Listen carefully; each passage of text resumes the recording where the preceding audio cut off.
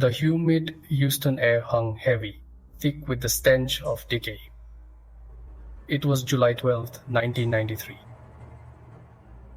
Officer Ramirez responded to an anonymous tip. A foul odor emanated from a dilapidated house on the city's outskirts. As he pushed open the creaking door, the smell hit him with full force. Two small bodies lay sprawled on the cold floor. The victims were 10-year-old Jessica Edwards and her 8-year-old brother, Michael. Their brutal murder sent shockwaves through the community. News of the horrific discovery spread like wildfire. Fear gripped the city. Parents held their children a little closer. The investigation centered around the victim's neighborhood.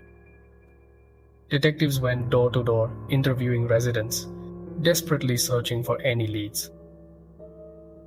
The community, once a tapestry of familiar faces, now seemed like a breeding ground for suspicion. Whispers turned into accusations, neighbors eyeing each other with distrust. The weight of the unsolved case pressed down on the city. The media's scrutiny was relentless, every news outlet broadcasting the grim details of the murders. The pressure on the police department intensified. Then a break came. A supposed eyewitness placed two teenagers, 17-year-old David Miller and 19-year-old Kevin Johnson, near the crime scene.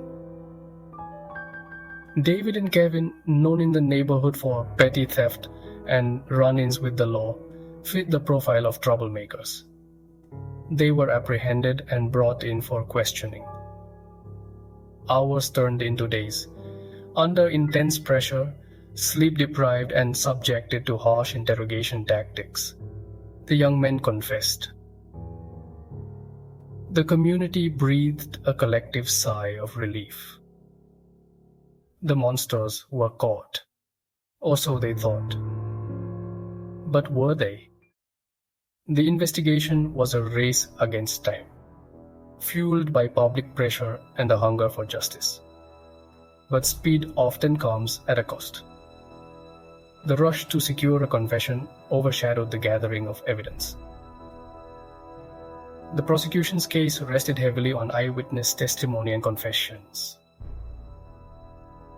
The defense argued the confessions were coerced, extracted under duress. Others questioned the validity of the confessions, pointing to the lack of concrete evidence. The trial was about the murders and the integrity of the justice system. The courtroom became a battleground of narratives. The prosecution built their case on circumstantial evidence and confessions. The defense poked holes in the prosecution's timeline. They pointed out the boys' alibis checked out. The defense attorney argued the boys buckled under interrogation pressure. Their confessions were born out of fear, not guilt. The jury, faced with conflicting narratives, had to decide. The weight of their decision was immense. The city of Houston watched as the trial unfolded, their collective breath held hostage. The case had become a referendum on the city itself, its justice system and social fabric. The courtroom reflected the city's divisions and anxieties. The verdict was met with relief and disbelief. David Miller and Kevin Johnson were found guilty. The courtroom erupted in emotions. Tears of relief, cries of anguish. The city struggled to come to terms with the verdict. Years turned into decades. The city of Houston moved on, but the echoes of the 1993 murders continued to reverberate. The case, cold but never closed, continued to haunt the city's conscience. The families of the victims, forever scarred by the tragedy, struggled to find closure. The convicted, meanwhile, maintained their innocence from behind bars. They appealed their convictions, arguing that they were victims of a flawed investigation and a system quick to condemn. Organizations like the Innocence Project took up their case, raising questions about the reliability of eyewitness testimony and the tactics used to extract confessions. New evidence uncovered years later cast further doubt on the convictions.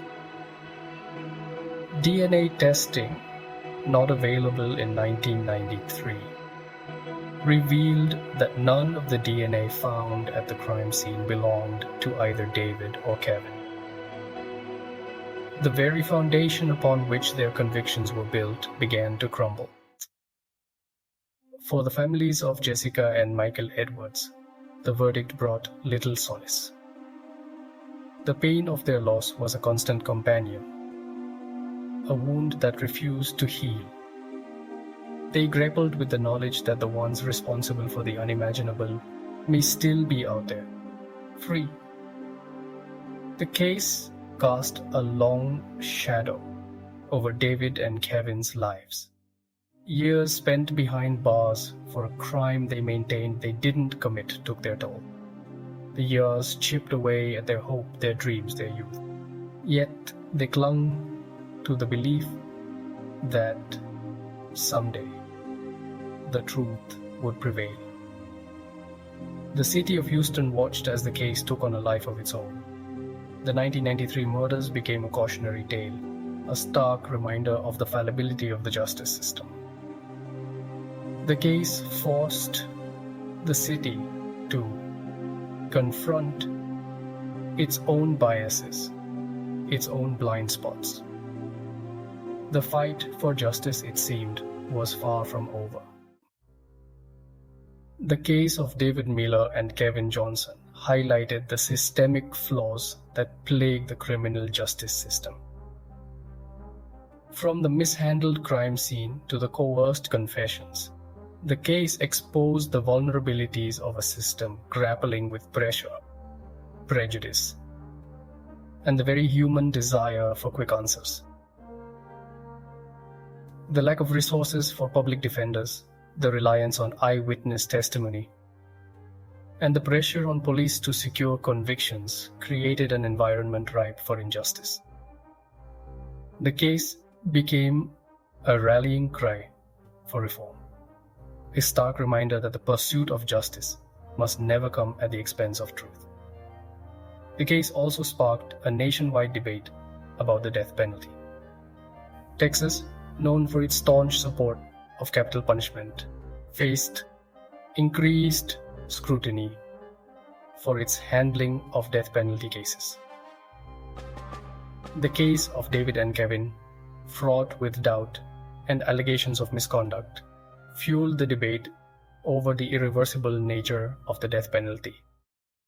The 1993 Houston case remains a chilling reminder of the complexities of justice. It is a story of loss, of resilience, and of the enduring fight for truth. The case continues to raise more questions than it answers. Questions about the reliability of eyewitness accounts, the ethics of interrogation tactics, and the very nature of truth. The case serves as a stark reminder that the pursuit of justice is not always straightforward.